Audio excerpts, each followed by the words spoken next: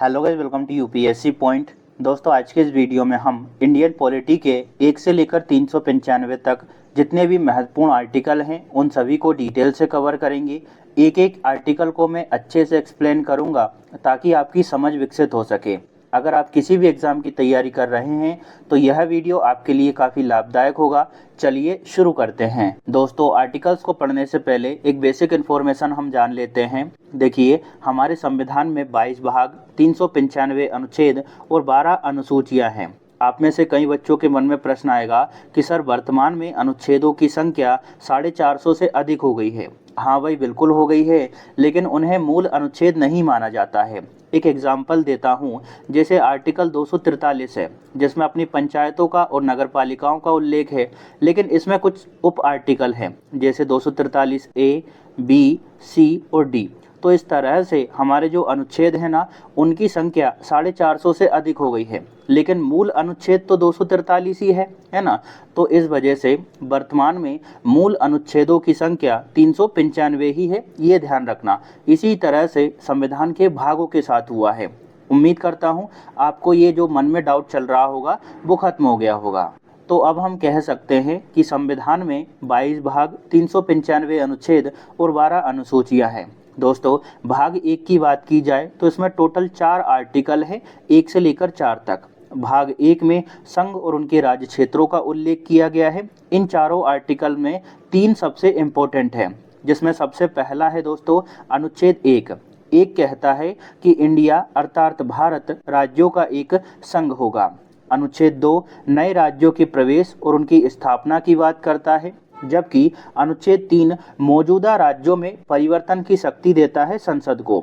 संसद को यह शक्ति है कि वह मौजूदा राज्यों के क्षेत्रों, सीमाओं और नामों में परिवर्तन कर सके। तो आशा करता हूँ ये आपको अच्छे से समझ आ गया होगा। दोस्तों, अगर आपको संविधान के भाग याद नहीं होते हैं तो उन्हें मैंने ट्रिक के माध्यम से याद करवाया है। आप चाहें तो उस वीडियो को देख सकते हैं, आपको सभी संविधान के भाग अच्छे से याद हो जाएंगे। चलिए अब हम आगे बढ़ते हैं। भाग 2 की बात की जाए तो इसमें दोस्तों नागरिकता का प्रावधान किया गया है और आर्टिकल है 5 से लेकर 11 तक। भाग 3 मोस्ट इम्पोर्टेंट है, इसमें मौलिक अधिकारों का प्रावधान किया गया है, जिसमें आर्टिकल है 12 से लेकर 35 तक। दोस्तों, हमारे मूल संविधान में नागरिकों को टोटल 7 मौलिक अधिकार दिए थे, लेकिन जो अपना संपत्ति का अधिकार था ना, उसे 44वें संविधान संशोधन 1978 के माध्यम से समाप्त कर दिया। इसी वजह से वर्तमान में टोटल मौलिक अधिकारों की संख्या है 6। अब ये 6 मौलिक अधिकार कौन कौन से हैं? तो पहला है समानता का अधिकार, फिर है स्वतंत्रता का अधिकार, तीसरा है शोषण के विरुद्ध अधिकार, चौथा है दोस्तों अपना धार्मिक स्वतंत्रता का अधिकार, पांचवा संस्कृति और शिक्षा का अधिकार और छठवा है संवैधानिक उपचारों का अधिकार। तो इस तरह से वर्तमान में मौलिक अधिकारों की संख्या कितनी है? 6। लेकिन मूल संविधान में मौलिक अधिकारों की संख्या कितनी थी? 7। ठीक है, संपत्ति का अधिकार हमारा मौलिक अधिकार था, जिसे 44वें संविधान संशोधन के माध्यम से समाप्त कर दिया। उम्मीद करता हूँ ये आपको अच्छे से समझ आ गया होगा। चलिए अब हम आगे बढ़ते हैं। अब हम बात करते हैं भाग 4 की। तो इसमें दोस्तों नीति निर्देशक तत्वों का उल्लेख किया गया है और नीति निर्देशक तत्वों का प्रावधान 36 से लेकर 51 तक किया गया है। अगर आपको नीति निर्देशक तत्व यानी जो अपने डीपीएसपी हैं वो याद नहीं होते हैं तो उसको भी मैंने ट्रिक के माध्यम से याद करवाया है। आप चाहें तो वो वीडियो भी देख सकते हैं, उसका लिंक मैं आपको डिस्क्रिप्शन में उपलब्ध करवा दूंगा। भाग 4 का में मौलिक कर्तव्यों का प्रावधान किया गया है और इसमें आर्टिकल जोड़ा गया है 51 का। वर्तमान में मौलिक कर्तव्यों की संख्या टोटल 11 है।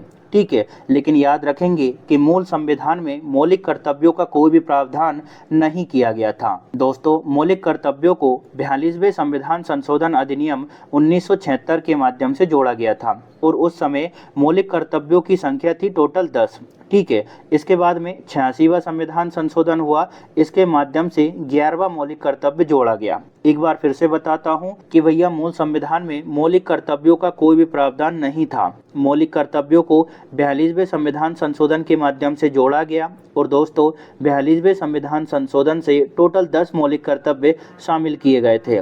इसके बाद में 86वां संविधान संशोधन होता है और उससे एक और मौलिक कर्तव्य जोड़ा जाता है। इस वजह से वर्तमान में मौलिक कर्तव्यों की संख्या कितनी है? 11। आशा करता हूँ ये आपको समझ आ गया होगा। दोस्तों, अगर आपको मौलिक कर्तव्य भी याद नहीं होते कि भैया 5वां कौन सा है, 7वां कौन सा है, 10वां कौन सा है, तो मौलिक कर्तव्यों को भी मैंने ट्रिक से याद करवाया है। आप चाहें तो उस वीडियो को भी देख सकते हैं। अब हम बात करते हैं राष्ट्रपति से संबंधित कुछ इंपॉर्टेंट आर्टिकल्स की, क्योंकि राष्ट्रपति से अक्सर परीक्षा में प्रश्न देखने को मिलता है। सबसे पहला आर्टिकल है आर्टिकल 52। ये कहता है कि भाई भारत का एक राष्ट्रपति होगा। ठीक है। इसके बाद आर्टिकल 53 कहता है कि संघ की कार्यकारी शक्ति जो है वो राष्ट्रपति में निहित होगी। तो ये समझ गए होंगे। इसके बाद अगला आर्टिकल है आर्टिकल 54। यह राष्ट्रपति के निर्वाचन मंडल का प्रावधान करता है। और राष्ट्रपति के निर्वाचन में कौन कौन शामिल होता है? तो पहला तो है संसद के दोनों सदनों के निर्वाचित सदस्य। ठीक है, दोनों सदन की यहाँ पर मैंने बात कही है, संसद के दोनों सदनों के निर्वाचित सदस्य। ठीक है, सभी विधानसभाओं के निर्वाचित सदस्य। इसके अलावा दिल्ली और पुडुचेरी विधानसभा के निर्वाचित सदस्य भी राष्ट्रपति के निर्वाचन मंडल में शामिल होते हैं, यानी राष्ट्रपति के चुनाव में भाग लेते हैं। मनोनीत सदस्य भाग नहीं लेते हैं, इस बात को अच्छे से ध्यान रखना है। और इसके अलावा राष्ट्रपति के निर्वाचन में विधान परिषद भी भाग नहीं लेती है, क्योंकि सभी राज्यों में विधान परिषद मौजूद नहीं है। अगला आर्टिकल है आर्टिकल 55। ये कहता है कि भाई राष्ट्रपति का निर्वाचन किस प्रक्रिया से होगा। तो यहाँ पर आर्टिकल 55 में प्रक्रिया को बताया गया है। आर्टिकल 56 कहता है कि राष्ट्रपति का कार्यकाल कितना होगा, यानी आर्टिकल 56 में राष्ट्रपति के कार्यकाल या फिर उसकी पदावधि का उल्लेख किया गया है। आर्टिकल 58 राष्ट्रपति बनने के लिए योग्यता का प्रावधान करता है, यानी राष्ट्रपति बनने के लिए व्यक्ति के पास कौन कौन सी योग्यताएं होनी चाहिए, इसका उल्लेख किया गया है आर्टिकल 58 में। क्या क्या होनी चाहिए? तो व्यक्ति भारत का नागरिक होना चाहिए। ठीक है, कम से कम उसकी आयु 35 वर्ष होनी चाहिए। लोकसभा का सदस्य बनने हेतु योग्य होना चाहिए। ठीक है, लाभ के पद पर नहीं होना चाहिए। तो ये कुछ प्रमुख योग्यताएं हैं जो कि राष्ट्रपति बनने के लिए आवश्यक होती है। और योग्यताओं का उल्लेख कौन से आर्टिकल में है? आर्टिकल 58 में।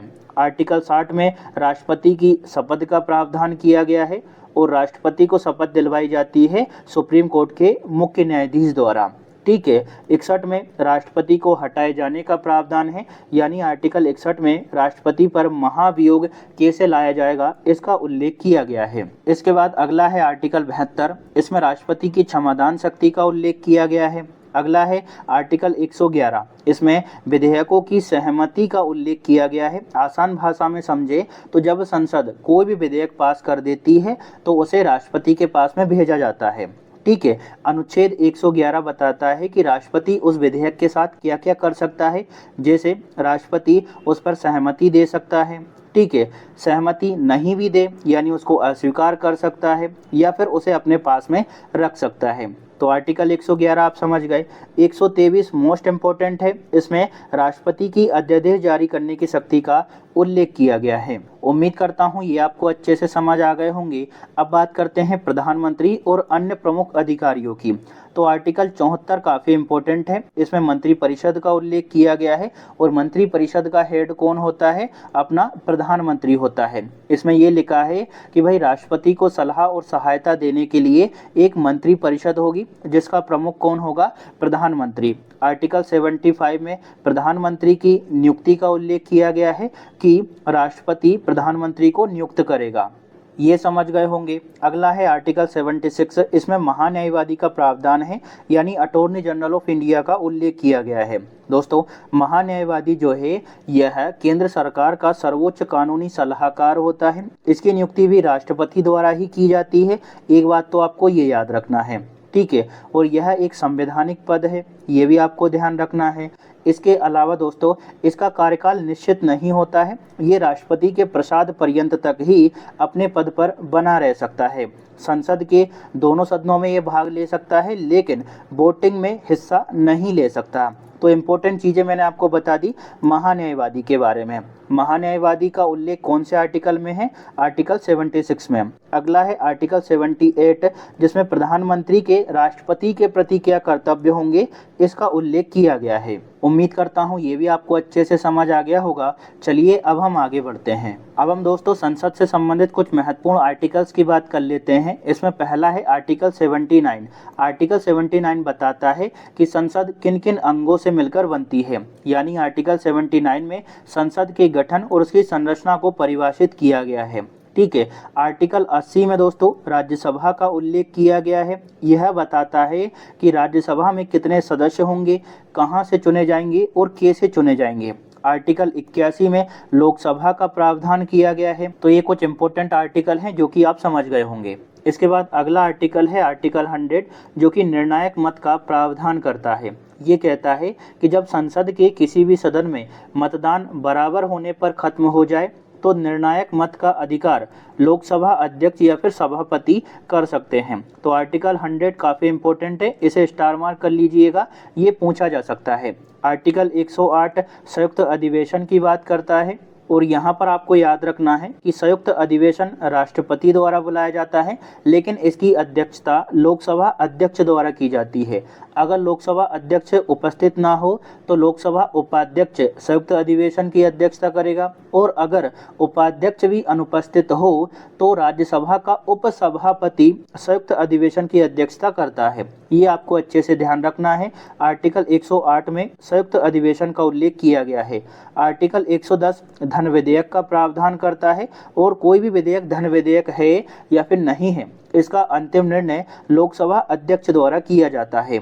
112 में बजट का उल्लेख किया गया है, लेकिन संविधान में बजट शब्द का प्रयोग नहीं किया गया है, इस बात को ध्यान में रखिएगा। आर्टिकल 112 में वार्षिक वित्तीय विवरण शब्द का प्रयोग किया गया है, जिसको हम सामान्य भाषा में बजट कह देते हैं। ठीक है, तो ये आप समझ गए होंगे। आर्टिकल 116 लेखानुदान की चर्चा की बात करता है, और आर्टिकल 117 में वित्त विधेयक का उल्लेख किया गया है। दोस्तों विधेयक कई प्रकार के होते हैं, साधारण विधेयक, वित्त विधेयक, धन विधेयक, संविधान संशोधन विधेयक। तो जितने भी प्रकार के विधेयक होते हैं ना, उन्हें मैंने एक वीडियो में कंप्लीट कर दिया था, सभी में अंतर भी बता दिया था। तो आप चाहें तो उस वीडियो को भी देख सकते हैं, आपके सारे डाउट वहाँ पर क्लियर हो जाएंगे।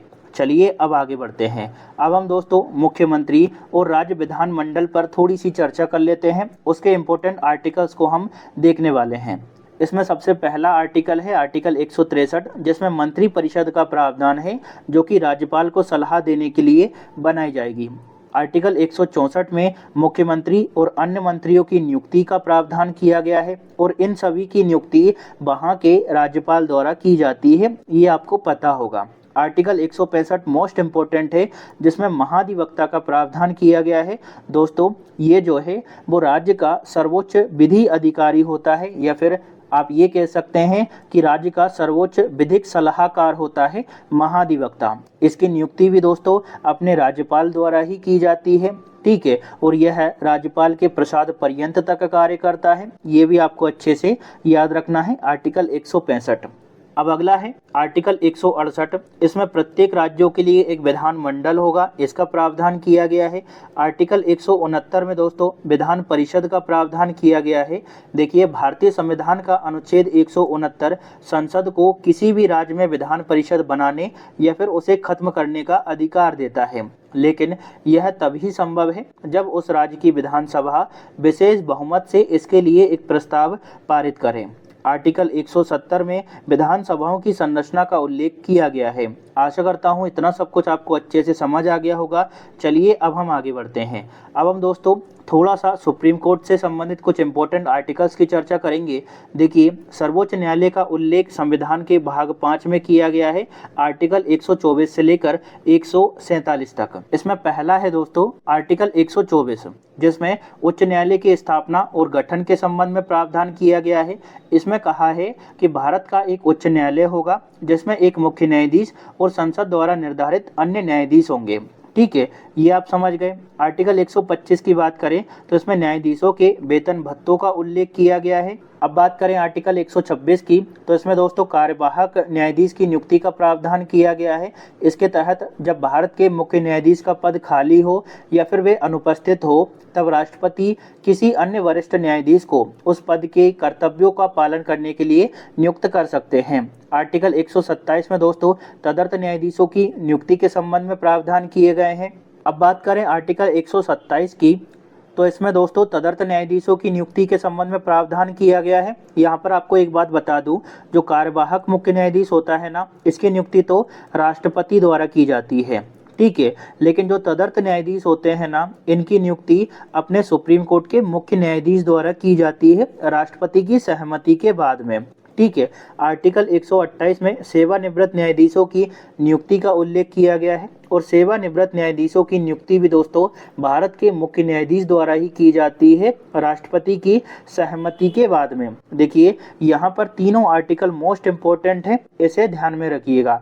आर्टिकल 129 में कहा गया है कि सर्वोच्च न्यायालय एक अभिलेख का न्यायालय होगा, जिसका अर्थ है कि इसके सभी निर्णय, कार्यवाही और आदेश स्थायी रूप से दर्ज किए जाएंगे और किसी भी न्यायालय में साक्ष्य के रूप में प्रस्तुत किए जा सकते हैं। आर्टिकल 131 की बात की जाए तो यह उच्चतम न्यायालय के प्रारंभिक क्षेत्राधिकार की बात करता है। दोस्तों ये आर्टिकल जो है सुप्रीम कोर्ट को उन विवादों की सुनवाई का विशेष अधिकार देता है जो सीधे तौर पर केंद्र और राज्यों के मामलों से जुड़े हुए हो, ठीक है। उम्मीद करता हूँ ये भी आपको समझ आ गया होगा। हाई कोर्ट की बात की जाए तो आर्टिकल 214 इम्पोर्टेंट है। इसमें कहा गया है कि भाई प्रत्येक राज्य के लिए एक उच्च न्यायालय होगा, ठीक है। आर्टिकल 116 में उच्च न्यायालय के गठन के संबंध में प्रावधान किया गया है। इसके बाद अगला है आर्टिकल 223। दोस्तों इसमें कार्यवाहक मुख्य न्यायाधीश की नियुक्ति के संबंध में प्रावधान किया गया है।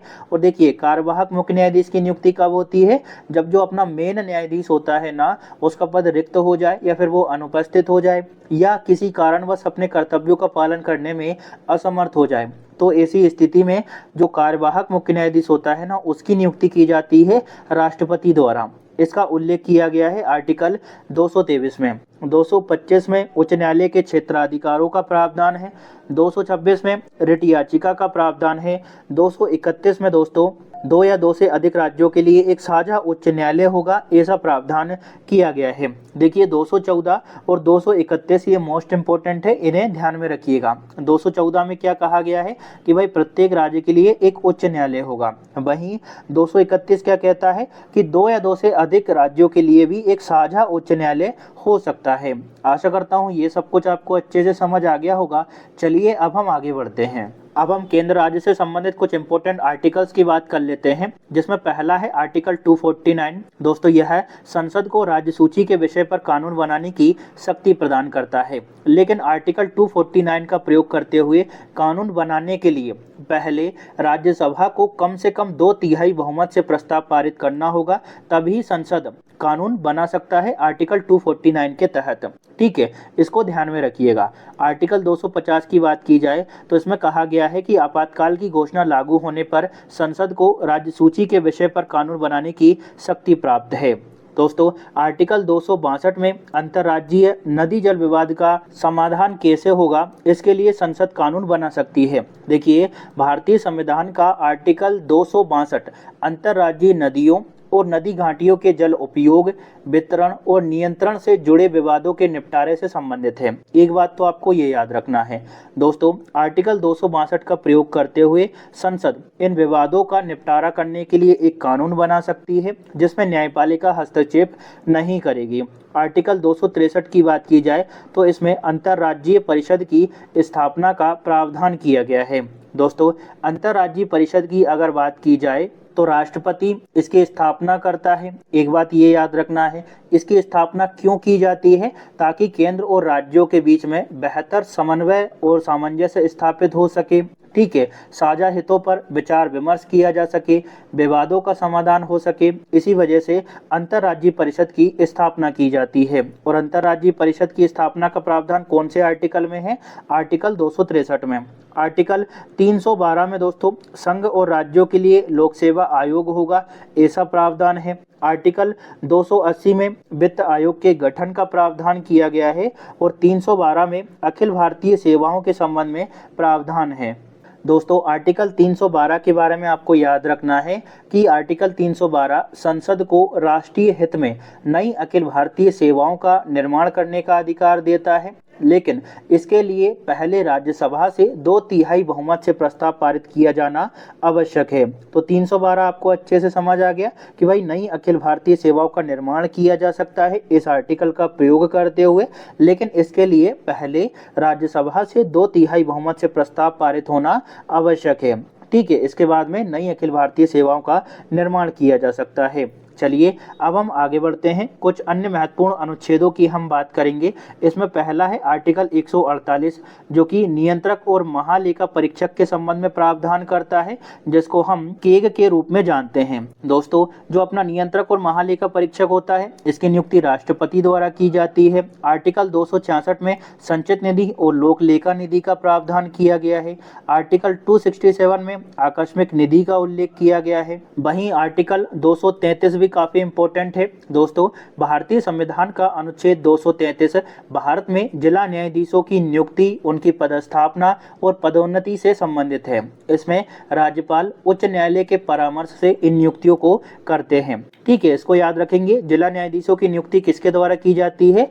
उस राज्य के राज्यपाल द्वारा। 213 भी काफी इंपॉर्टेंट है जिसमें राज्यपाल के अध्यादेश का उल्लेख किया गया है। ठीक है, आर्टिकल 123 में राष्ट्रपति के अध्यादेश का प्रावधान है और 213 में राज्यपाल के अध्यादेश का प्रावधान किया गया है। 243 भी काफी इंपॉर्टेंट है जिसमें पंचायतों और नगर पालिकाओं से संबंधित प्रावधान है। दोस्तों अगर आपको पंचायतों और नगर पालिकाओं के आर्टिकल्स याद नहीं होते, जैसे आर्टिकल 243 ए में क्या है, डी में क्या है, टी में क्या है, तो उन सभी को मैंने ट्रिक और कोरिलेशन से याद करवाया है। उसका इमेज आपको यहाँ पर दिख रहा होगा और लिंक भी मैंने डिस्क्रिप्शन में डाल दिया है, तो आप चाहें तो वहां से याद कर सकते हैं। अब अगला आर्टिकल है आर्टिकल 324, ये भारत के चुनाव आयोग से संबंधित है। ठीक है, आर्टिकल 338, 338 ए और 338 बी ये काफी इंपॉर्टेंट है। 338 में दोस्तों राष्ट्रीय अनुसूचित जाति आयोग, ठीक है, 338 ए में अनुसूचित जनजाति आयोग और 338 बी में राष्ट्रीय पिछड़ा वर्ग आयोग के संबंध में प्रावधान किए गए हैं। 3 और इम्पोर्टेंट है, कौन कौन से? आर्टिकल 352, 356 और 360। 352 में राष्ट्रीय आपातकाल का प्रावधान है। 356 में राष्ट्रपति शासन का उल्लेख किया गया है जिसको हम राज्य आपातकाल के रूप में भी जानते हैं। और 360 में दोस्तों वित्तीय आपातकाल का प्रावधान किया गया है। उम्मीद करता हूँ ये सब कुछ आपको अच्छे से समझ आ गया होगा। दोस्तों इसका पीडीएफ आपको टेलीग्राम चैनल और अरटाई एप्लीकेशन पर मिल जाएगा। मैं यही कहूँगा कि आप अरटाई एप्लीकेशन डाउनलोड करें। क्यों करें? क्योंकि ये भारत का एक स्वदेशी ऐप है, व्हाट्सएप की तरह ही है, तो वहाँ पर हमें आगे बढ़ना चाहिए, देश को आगे बढ़ाना चाहिए, आगे आपकी मर्जी है। दोस्तों अगर आपको वीडियो अच्छा लगा हो तो लाइक, शेयर और सब्सक्राइब जरूर करिएगा। Thank you.